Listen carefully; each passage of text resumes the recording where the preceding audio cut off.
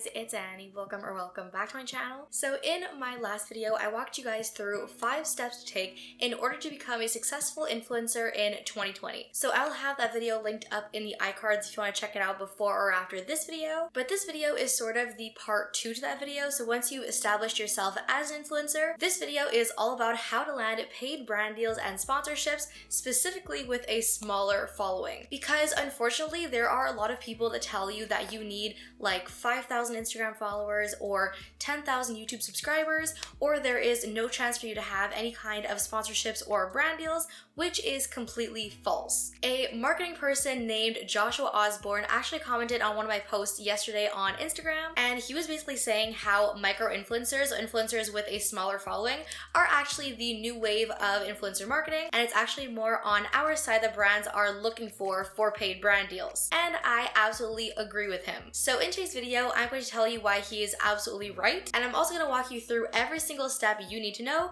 to land paid brand deals and sponsorships for your blog, Instagram, and or YouTube channel. And since I will be discussing pitch writing and writing brand pitches later on in this video, I guess it's a pretty good time to let you guys know I'm still selling my brand email pitch template. So if you want to get your hands on that, be sure to either DM me on Instagram or email me. I have sent my pitch to over a dozen girls this week, and almost every single one of them has landed their pitches this week, so that is more than just me saying that it works. So if you want to get your hands on my pitch, then be sure to contact me for that. But now I think that is just enough rambling, so I hope you guys enjoy this video and benefit from it, and let's jump on into it. So first off, what is a micro-influencer? So you may hear the words micro-influencer, small influencer, nano-influencer. These are basically different terms that all mean the same thing, and it basically means an influencer with a smaller following, usually under about 30 to 50,000. So if on Instagram or YouTube or your blog you have a few hundred followers or a few thousand followers, then you are considered a micro-influencer. So in the world of influencer marketing, why do micro-influencers matter? There are celebrities like Kim Kardashian and Justin Bieber and Selena Gomez out there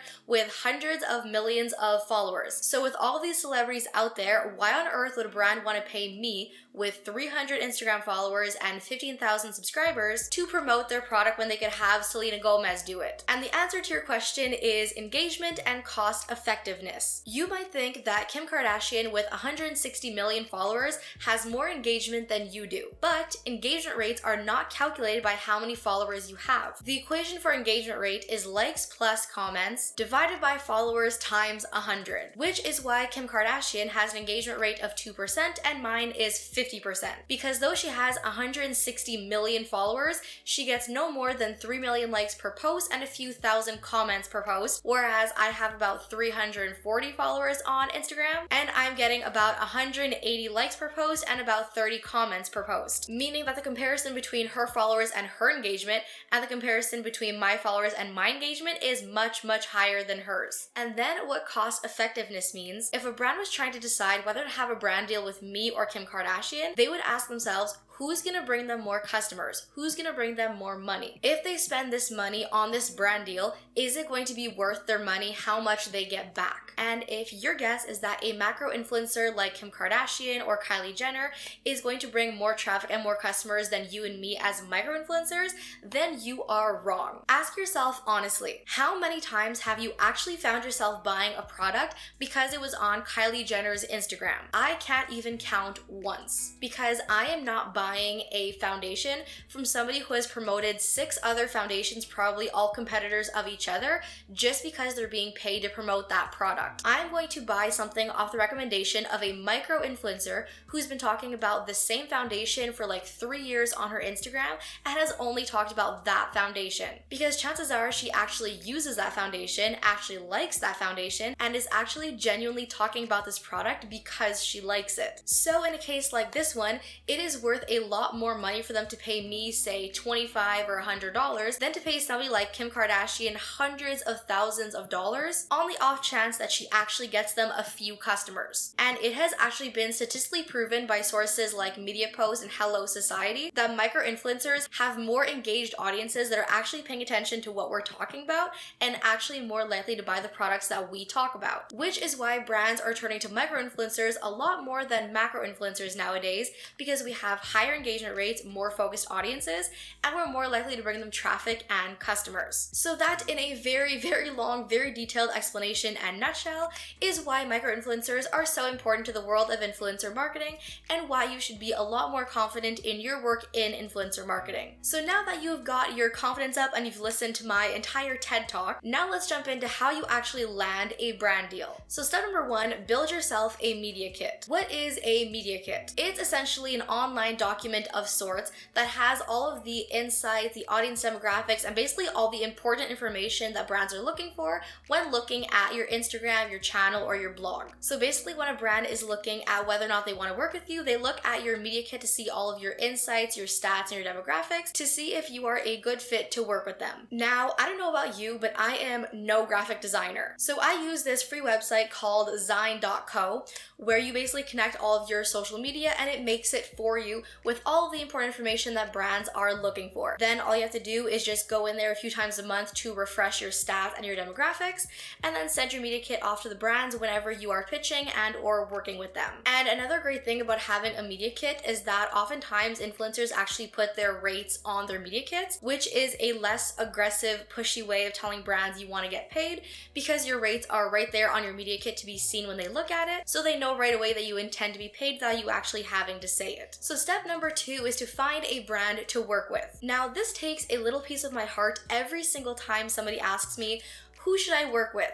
What brands are accepting influencers? What brands are looking for influencers? No, no, no, no, no. These are questions that should never, ever, ever cross your mind. The only reason you ever reach out to work with a brand is if you know them, you use them, you love them, and you think your followers would honestly and genuinely benefit from using them and or knowing about them. Anything else and you're lying to your audience, and I promise you they will see right through you. Because every single time I see an influencer talking about a skincare product or a food product or something else, I can tell right away that you have literally talked about 6 other foundations or 6 other skincare products, and you don't use this one any more than the others, and you're only talking about it because you're getting paid. And that is the fakest thing you can possibly do in influencer marketing, and it's going to kill you and your platform. So go walk around your house. Look at what products are in your house. What do you use on a daily basis? What has had a huge effect on your life? What products are part of your morning routine? What comes to the gym with you? What do you use when you're working? If you have pets, what are your favorite pet-related products? If you have kids or a family, what does your family like? These are all things you actually use in your life that actually help your life and make your life better. And these are all things you should actually be sharing with your audience that you genuinely care about. So once you have a few brands in mind that you really, really love and genuinely use, and you think your audience would really benefit from hearing about those things,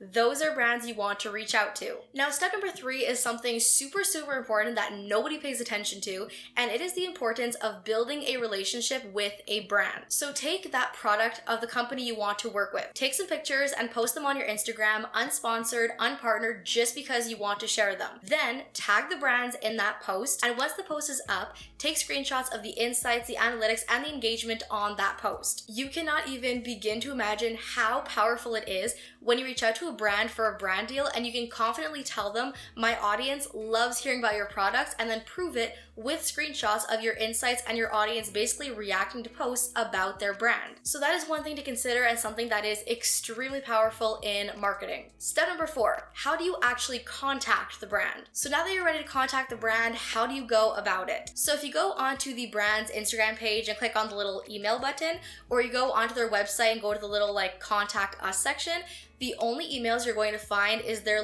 info at or hello at. And what's going to happen then is your pitch is getting drowned out with all the other returns and customer service questions and concerns and stuff, and your pitch is going to get lost. So what you want to do is you want to find the right contact info, and you want to contact directly their marketing or PR or collabs department. And the tool of the trade for this is LinkedIn. So LinkedIn is an online professional networking website, is the best way I would put it, where basically employees of all sorts of different walks of life will post post their resumes, look for jobs, look into potential employers. And one thing businesses and brands do on LinkedIn is have lists of their employees and what those employees' roles are. So if you want to work with somebody like Princess Polly or Clinique, you can go onto LinkedIn, look up the brand's page, go to their employee listing, and look for the marketing person for you to contact for your pitch. Now, brands are starting to get a little bit more like smart about this, and they're starting to kind of like hide the contact info.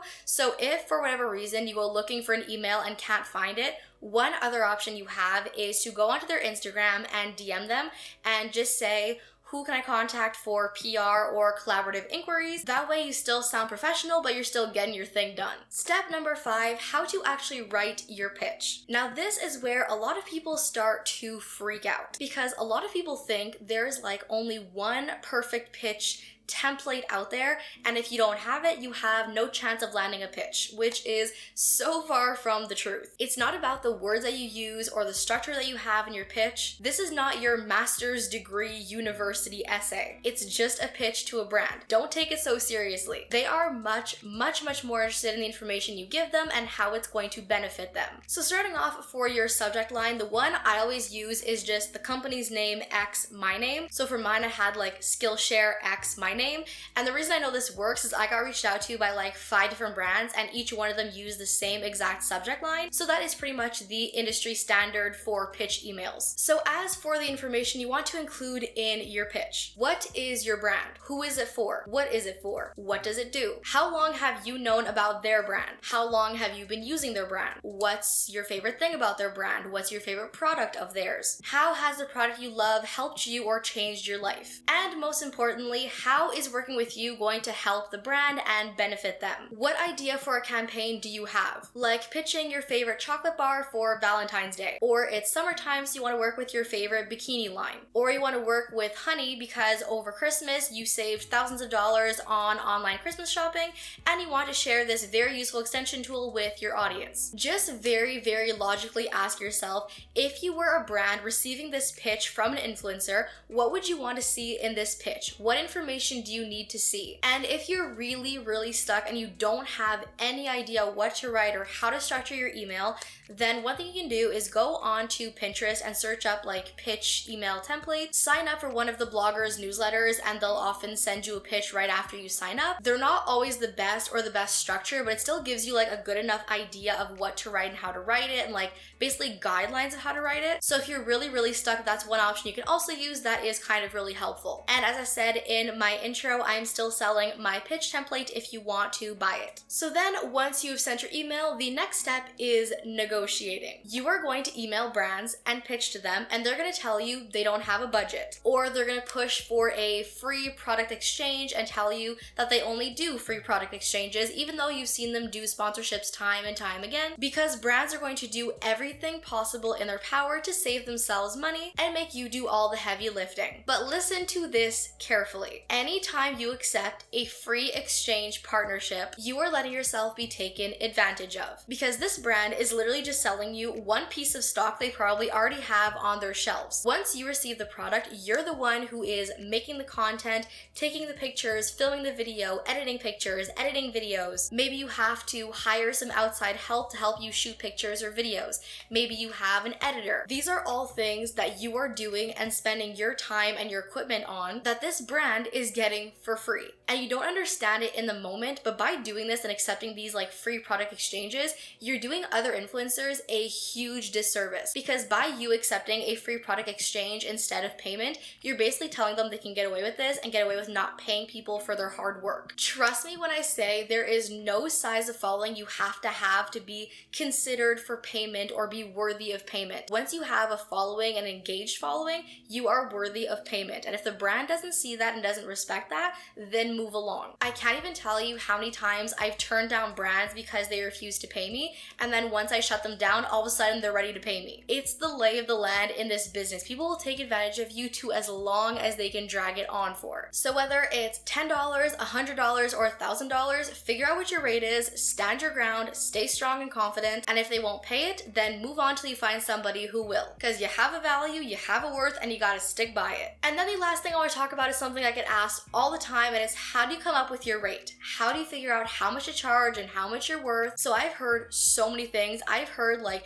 $10 for every 1,000 subscribers. I've heard $10 for every 1,000 likes. I've heard it all. So basically, I use a website called Social Blue Books where you basically just connect your social media and it does all the calculating for you based on your followers, your engagement rate, and all that, and then spits out a number. Now, one thing to consider about this number is to take it with a grain of salt. As I said, this number is only based on your followers, subscribers, and engagement.